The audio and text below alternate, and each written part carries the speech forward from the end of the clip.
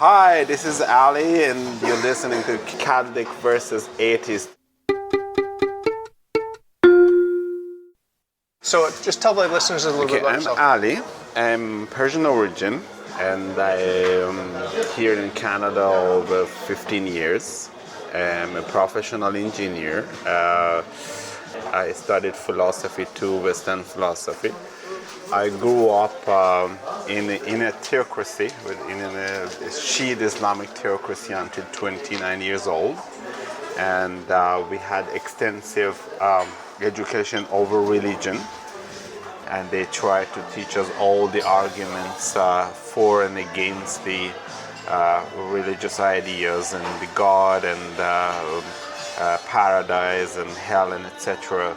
And at the end, we realized that they are just stories, so we cannot believe in them as facts. You and your classmates? And me and my peers and many people in my generation. I want to ask you a couple of philosophical questions, if I could, about atheism, because I think atheism is philosophically untenable. I think that it is absurd and it contains contradictions. That's why I'm no longer an atheist. I used to be an atheist and I'm no longer an atheist. I totally disagree. So I'm going to ask you a few questions about that, if that's sure. Okay. So, do you believe that the universe we live in has a beginning in time? I think you want to go into the argument of first cause.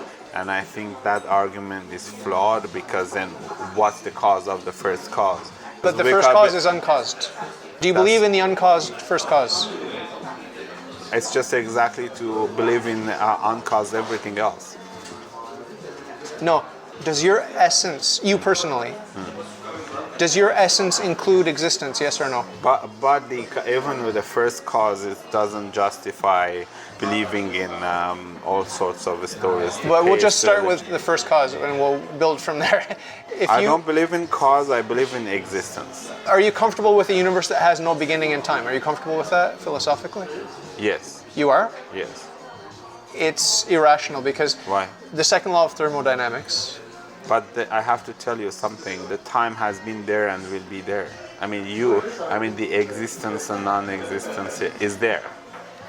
You ordered a beer. Okay. The waiter went to the bar to fill all his orders. So there was the other guy over there that ordered a beer also.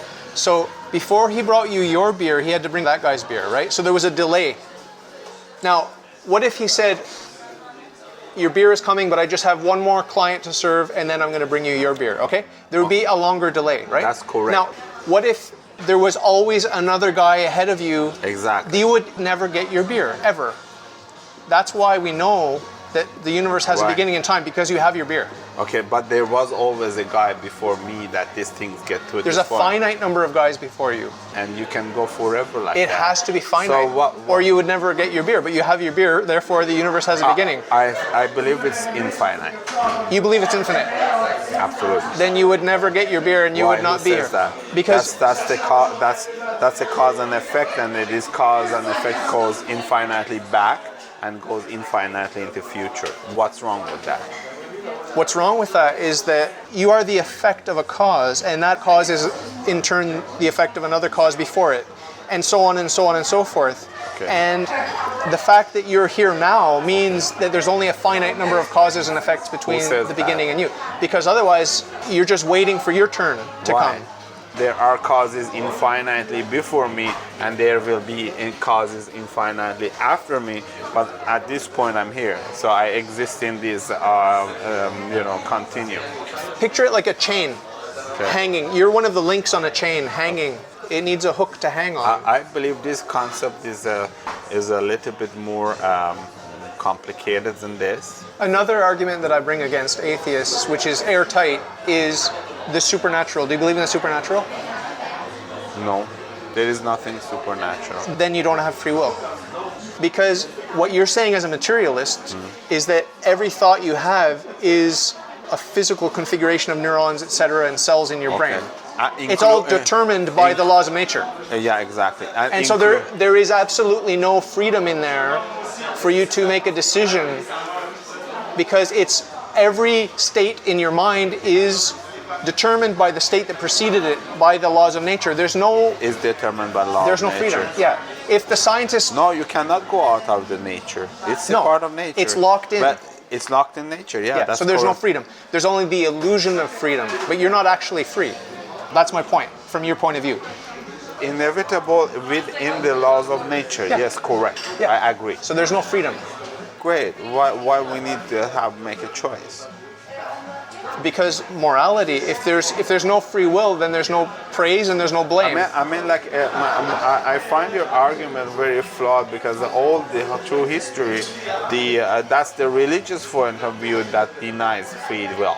No. That says you don't have a free will because your destiny is written by God. This may be Islam, but Christianity emphasizes free will. If there's no free will, there's no possibility of sin. And if there's no possibility of sin, then you can't merit hell. Right? And if there's no sin, there's no point in having a savior. So it all hinges on free will. They all are saying the same thing. Your destiny is written by God, and God knows everything, so knows what you're going to be, your next move, etc. But his knowledge is not the cause. But it is said that he's the cause of everything. Am I right? I didn't say that. No. So he's not the cause. He's not the cause of any evil. So why are you going back to the first cause? Because he is the first cause, but he's the source of everything that's good. But he gave us free will, and with our free will, we can do something other than the good, which is called evil. It's called evil, it's called sin, it's called mistakes, it's called errors. I absolutely disagree with you, because these evil and sins and etc. you're talking about, they are all within the humans, and it's among the humans. You cannot find a cow doing a sin. That's correct. Because you need free will. Exactly, because to commit a sin. because we are more conscious. So that shows the humans, they have choice. Do you have a conscience? The conscience is a social construct. You think so? Yes, of course, because I eat meat without feeling bad. But if you do it in India for somebody who believes in reincarnation, and that person is going to really feel bad. Is truth relative to the culture, or is truth absolute? In other words, is it absolutely right or wrong to eat meat? Or is it only relatively right or wrong? The right or wrong is... social construct? That's a social construct. So there is no absolute objective truth? The truth is truth, and the right and wrong, they are moral judgments and has nothing to do with truth. Can you make up your own morality? No, because the morality is within rational. And the rational is a universal thing. I want to ask you about justice. Do you believe that justice is a real thing? Absolutely. Absolutely. Are you striving for justice in your life? Absolutely. Okay. If you look at the big picture of the universe from the beginning to the end, or I guess you don't believe there's a beginning and an end, right? There is no beginning okay. and an end. So if there's no beginning and no end, then what does that say about the overall average success rate of justice in this universe, given the fact that there's no beginning and no end? 100%. It's 100% successful. Oh yeah? It is, yes. No one escapes justice? Nothing escapes justice. Nothing. At the end. Can you explain that mechanism to me? Yeah, because we humans, we think we are so important, but if you look at the universe as a whole, we are non-existent. We are so minuscule. So our actions, that's so small. So. Do you think your actions matter and the choices you make matter? To me, yes. But objectively? To whole universe, no. What prevents you from indulging in pleasure at the expense of other people? That's utterly wrong. Because that opens the door for them to indulge in pleasure in my expense. Okay. Being human means that you look ahead. You have ideals, and you want to realize those ideals. You want to have justice amongst ourselves. You would like to have prosperity and happiness. That's what you want. What is the best case scenario for you after death? The best is just to go away and not going to come back. That's what I want. Just nothing? Just nothing. That would be great. Why? Why do you think that that's the best thing that could happen? Because there won't be no problem I have to deal afterward. Let's say you go in paradise. I mean, you're promised a huge amount of sexual indulgence there. It's just like handling that is difficult, or like going to hell or anything. But like the thing is that still you will have the problems. I mean, you will have the problems to deal with. That's not what the monotheistic religions teach. It is not. You're telling me. I studied. I mean, like I have been in courses like for many years. And they told you there are problems in heaven? They didn't say the problems in heaven. Your interpretation. That's my interpretation. When you're going there and you have like 70 virgins, like stuff like that, that's problematic. So you'd better not be there. What if I told you that heaven is all good and there's nothing bad, no problems? So it's a very boring place. No. I mean, nothing will happen. It's just It's just exactly like non-existence. No. That's as alleviate as non-existence. What's the best thing you've experienced in your life ever? Right now, I'm having. What are some highlights? It's a highlight. Right now? Everything is highlight. You see everything as flat? Now, yes. There was never a little peak or a little valley, like some depression? They are all, depression and happiness, they all are rooted in your social construct and biology and physics and etc. And of course, that's what we strive for. We would like to have an elevated humanity as a race, as a species, and to attain the higher consciousness. And that higher consciousness is there. You would like to be in a higher level of consciousness. And that's as we look for higher consciousness from the beginning, and that's the motive. Yeah, it's being atheist. It doesn't mean that I don't believe in a higher consciousness. I believe in a higher consciousness, but I don't believe in the God is portrayed in the theist religions, which it's just created in the face of a human. It's very like it's a very human life, and there was this philosopher in ancient Greece that he said, I don't remember his name, but he said that if the donkeys they had to make a god, they made the god in their own image, and that's what we did with the religion, like Judeo-Christianism. That's what they did. Actually, I really praise the Judaic script, and they have been very successful in developing this literature, and that was very moving, and like it was a strive for a higher consciousness in a point of history. But at the moment, I think it's irrelevant. That was a part of history, and we passed over that period. What's the most exciting thing taking place philosophically and spiritually now, today, 2017? That's the getting the consciousness of this, getting over the mind. Because we are very much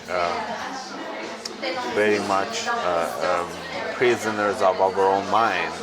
And mind, as it can be very constructive, can be very destructive as well.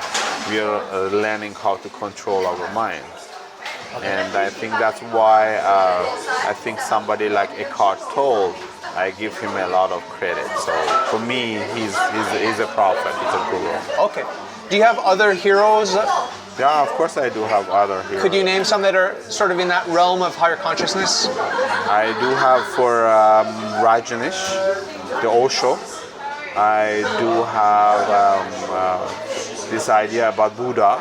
Buddhism, I put it in a very high place because it didn't fall into the traps of the normal, like the other religions. The old Persian poets like Hafiz and Rumi, they are kind of a secular. To me, they are secular, spiritual poets. So, what do you do in your day-to-day life that would sort of allow you to Grow. grow? I do meditate. Okay. I do participate in spiritual communities. Oh. Yeah, I'm a Unitarian Universalist. Oh, no way. Yeah, I am. You used to be a Protestant church, but in a point they decided not to believe in hell and believe that the God is more compassionate than to put people in the hell.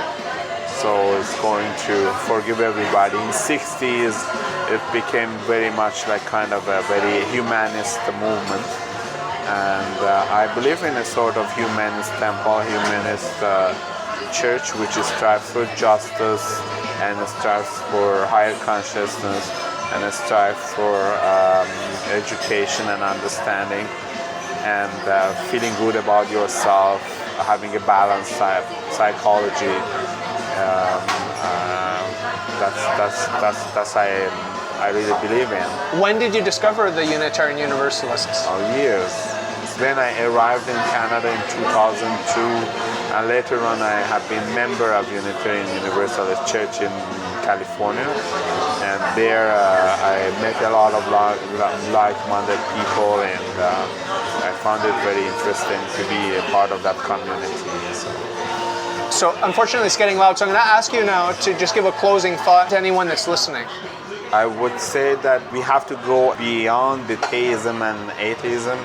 We have to go into realism, accepting nature and universe as it is, rather than trying to find a construct that would work for our psychology. We have to separate looking for a protective father from our beliefs about the universe, and then maybe we can really take responsibility in our own lives and the life of the humanity, and to move forward and going beyond injustice and ignorance. If you like your worldview, if you think it's swell, if you've got some questions, ask me and I'll tell. All you got to do is ask. All you got to do is ask.